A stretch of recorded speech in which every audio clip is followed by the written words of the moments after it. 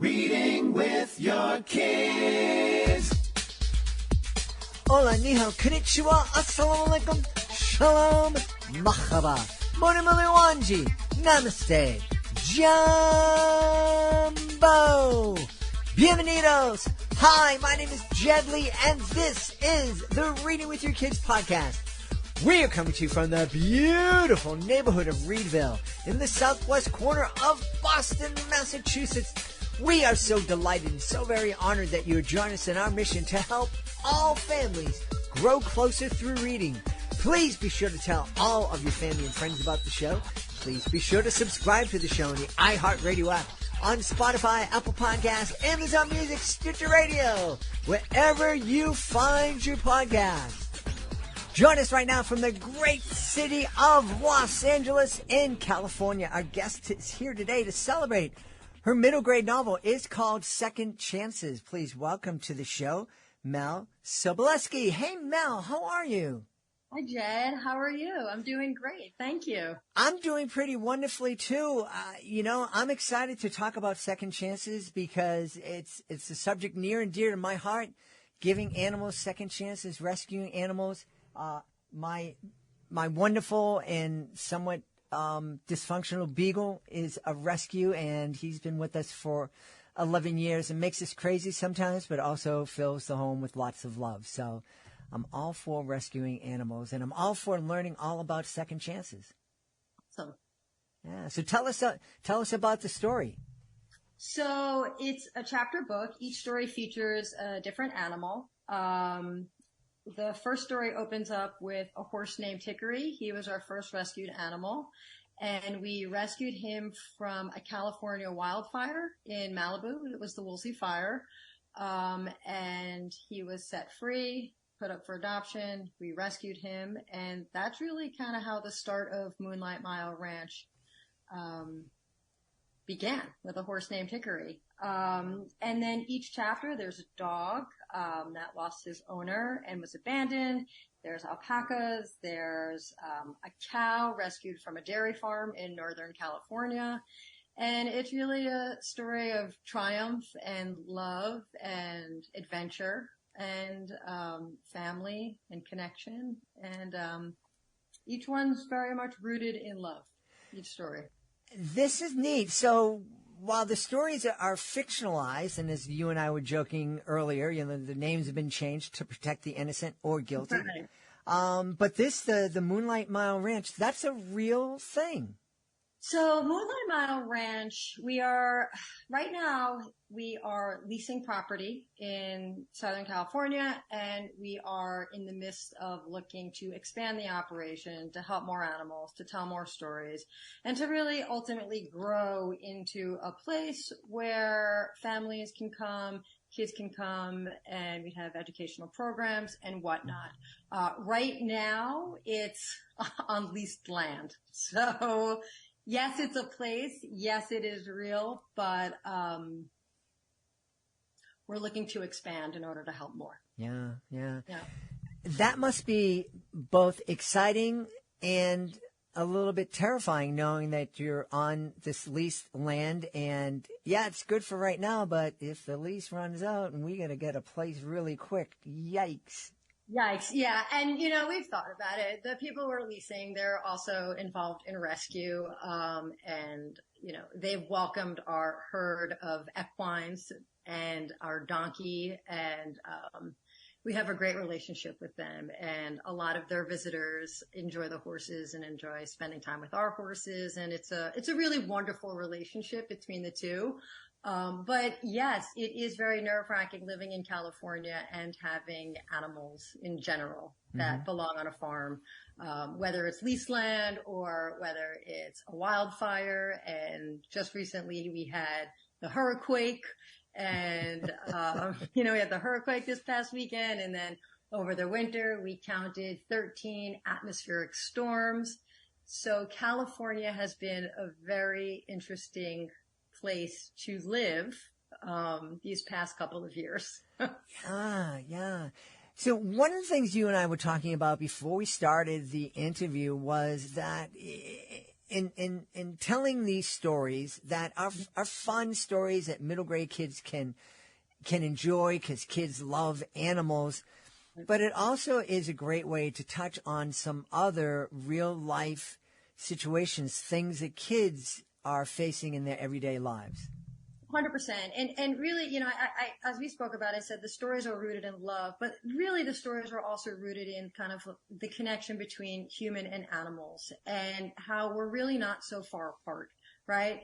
And, you know, this book, Second Chances, it does address, you know, high level themes that people face throughout their life: death, disability, bullying, you know, these ideas of kind of chosen families. And what I've noticed in, you know, I am a parent myself, and talking with kids that also come to meet these horses, is that talking about bullying and you're explaining, you know, how pigs meet each other or how horses come into a herd together and there is bullying and some horses want to be alpha and there's kind of like the fight for the top. When you talk about bullying and you talk about it, you know, these kids are able to process and digest these larger themes through example of animals.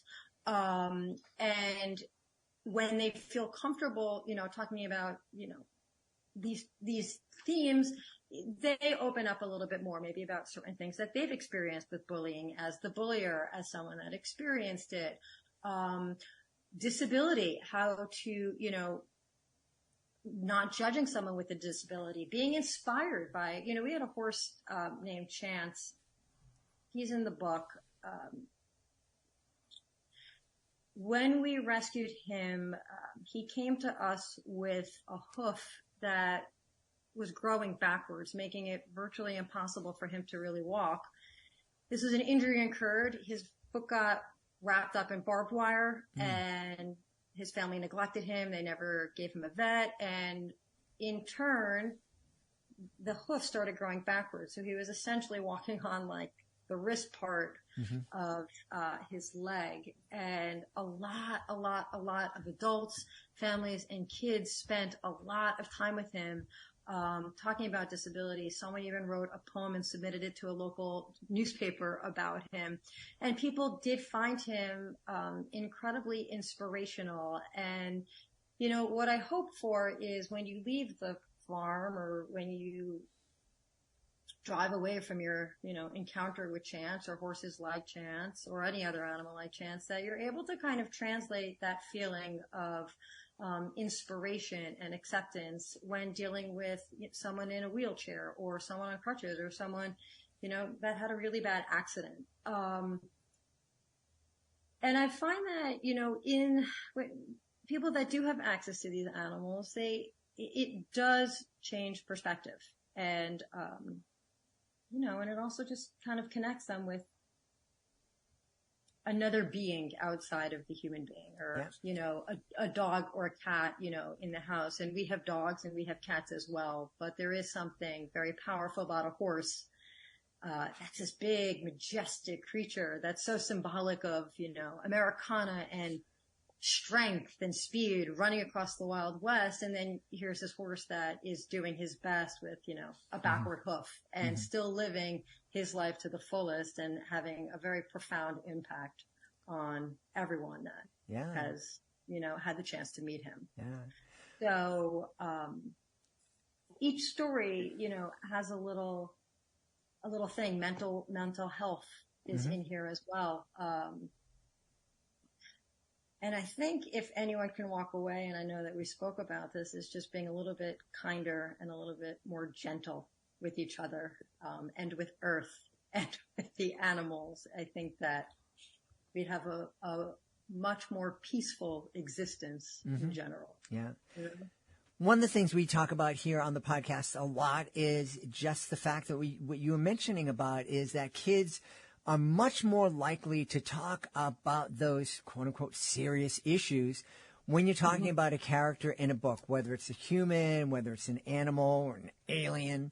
But it's a great way for them to to start opening up and talking about their feelings about what's going on in the book, and that hopefully will lead to them talking about their feelings about what's going on in their own lives. To sit down and, we're going to have a talk about bullying today, son, and that's not going to get you anywhere. But to sit down and read a book like Second Chances together and then talking about those stories, much more likely to have those conversations. Like you're not alone in this, it's to know. And I know that bullying happens across, I'm speaking about bullying with you. I know it's a big subject, especially with, in school. But, bullying is, it happens everywhere, but there is something, it's true, Jed. It's the way you digest the information. It's using them as an example. It's kind of cracking the eggshell open and then having a really kind of, like a provocative conversation with your child, with the school librarian, saying you're not alone in this, like these are real issues. This is the world we live in. How best could we make it better? And it's interesting because some of the horses we deal with and some of these animals are kind of wild, and a lot of the way movies or certain books portray, these ideas of training is through force, right? How do you get things done? It's through force. But, you don't want to force a horse to do anything. You want the horse to want to do something with you. You want the partnership. You want to, there's ways to do it without violence, without aggression. And there's many ways to the goal, right? And I think at this point we're saying the best road is always the gentler road, the kinder road. Absolutely. Absolutely. How did you get into the animal rescue business? It's an interesting story. I started my career off in New York on Wall Street. I was a trader at some of the hedge funds. I moved to California. I went into marketing and branding. And in about 2018, 2019, I was standing on a corner getting a coffee in Brentwood, California. And I looked up and I saw this plume of smoke over Malibu. And I said, oh my God, there's a fire in Malibu. It turned out to be the Woolsey fire. I had a truck at the time. I called a friend that was living in Malibu. I said, this looks pretty bad from where I'm standing. And she's like, this is pretty awful. Said, I'm going to get my truck and, I'll come out and let's get some animals. Let's try to help out. And that is where it started. I put my coffee down and we went into the fire, and I teamed up with a couple people. We saved a lot of animals. And then after that, I was receiving calls to go to a bomb cyclone in Nebraska. So then I went and, I had a really interesting decision. I saw a lot. That's what it was. I saw a lot in the fire. I saw a lot in the Nebraska bomb cyclone. And I thought to myself, I could choose to keep going down this path or go back into corporate America. And I chose to keep going down the path and try to have an impact on people and try to make a difference. And that's kind of how it all started. It was one thing that led to another, but basically a fire in Malibu is what got me into all of this. A fire lit a fire in your heart for animals. Yeah, a fire lit a fire, which is why, the story of Hickory is so significant because, had I not decided that one day to kind of, I'll just go in and get a fire. I could have done two things. You go in or just continue walking home and turn on the news, right? But I was like, all right, I think I got to go in. And I remember that night, I think it was a Thursday or Friday night. We got a cow. We brought a cow, an alpaca, and a couple goats to our good friend's backyard. And his mom was like, I have no idea what to do with any of these animals. And we were like, we don't really know either, but we know we have to go back in and get more animals. And that fire in particular was wild because it was Malibu, and you have a lot of very wealthy resident homes that have land, and, they acquired animals, but not all of them had trailers. And the way these fires work when it's super dry, you get some wind and you get a spark and it's done. I mean, those winds spread the fire. Yeah, there were homes that went down to grab a cup of coffee and they couldn't get back up and their dogs were there. You know, they had left their dogs home just to run down to the market. And it was, and we spent days, search and rescue, active evacuation. And it was a very wild moment. Yeah. What was it that drove a woman who grew up on Long Island and lived in Brooklyn to race into a fire? I mean, you're a New Yorker. They always tell you walk away. Right? Walk away from the sirens. You don't run towards that stuff. Right, a latte in my hand, and here I am. I'm like, this is a good idea.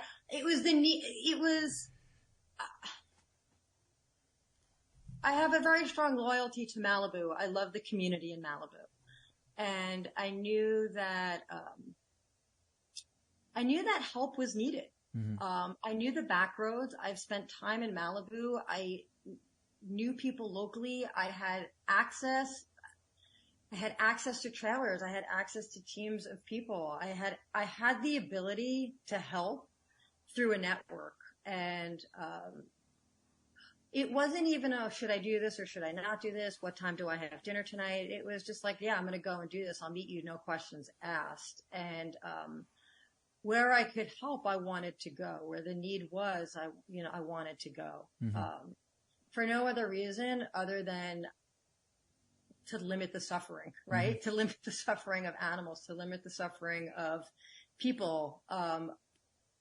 And that was it. So it was a very instinctual call. And I laugh about it with my partner, like how I ended up here. It's definitely a funny conversation because the only answer I have is there was a fire in Malibu and I went in and it literally changed the entire trajectory of my life and my purpose, really. Yeah. It's the purpose. Yeah. Well, you were mentioning that you're looking to expand and that's probably going to take some money. Are you actively looking to raise money right now? Is there a foundation that people can help out with? We're moonlightmileranch.com. I'm online on Instagram at Mel Sobo. I am definitely open to meeting with people, partnering with people, people looking to get involved. Absolutely. There is a website that you can access. Definitely. Yeah. And you have kind of all the information, all the contact information. There will be a book too coming out. So the animals I'm sharing are the ones that are either in book 1 or are not making it to book 2. So I have, some things down the line that are coming up. That won't be for about another year or so. But yeah, you could definitely learn more at moonlightmileranch.com. Absolutely. Yeah. Hey, and we're all very accessible. I'm accessible. If it's not me, it's my partner. But we're here. We want to talk to people. We want to educate. We want people to get involved. We want people to get excited. And at the end of the day, really get inspired. And yeah. I do feel kids are inspired by animals and rescue and helping. And I think that, they have this incredible mind for learning. Mm-hmm. Absolutely. And they're open to learning too. Yeah. So I think kids are a wonderful, audience for this book. Yeah. You mentioned horses and alpacas and goats. What's this? I don't want to sound judgmental, but what's the most unusual, unique animal you have at the ranch? There, at this particular person's property, there are emus. Emus? Emus, yeah. At this property, there are emus. It's funny because now I live in California and previously I was in Brooklyn, New York and Long Island. And, even horses are not something you commonly see in New York. So for me, I'm like, oh, it's a pig. Oh, it's, a goat, a baby lamb, alpacas, llamas, whatever, a peacock, there are all these things. I'd have to say though that one of the coolest animals, and they're incredibly prehistoric, are emus. to kind of see. And llamas and alpacas are totally rad as well. But, then you have pigs and lambs and goats and cows and I don't know. But the most exotic or the most unusual, I think, are emus. And you look at their kind of feet and you're just like, oh my God, they really are from another time. Well, we are really happy that you've taken this time to be with us and to tell us all about Second Chances. What a great middle grade novel. I think it's a wonderful book that families can really get into, have some great conversations around these stories. And I think they can also have some great conversations around what you and the folks at the Moonlight Mile Ranch are doing. So thank you so much for doing that. And also thank you so much for being with us. And thank you so much. I'm so grateful. Our guest tonight has been Mel Sobolewski. Be sure to check out Second Chances. Thanks, Mel. Thanks, Jed. We hope you've enjoyed this episode of the Reading with Your Kids podcast and will join us for the next exciting episode of the show. And you can find us, of course, wherever you find your podcast. We happen to love the iHeartRadio app. We love Spotify, Amazon Music, Apple Podcasts, Good Pods, Himalaya Podcast Addict, Ghana.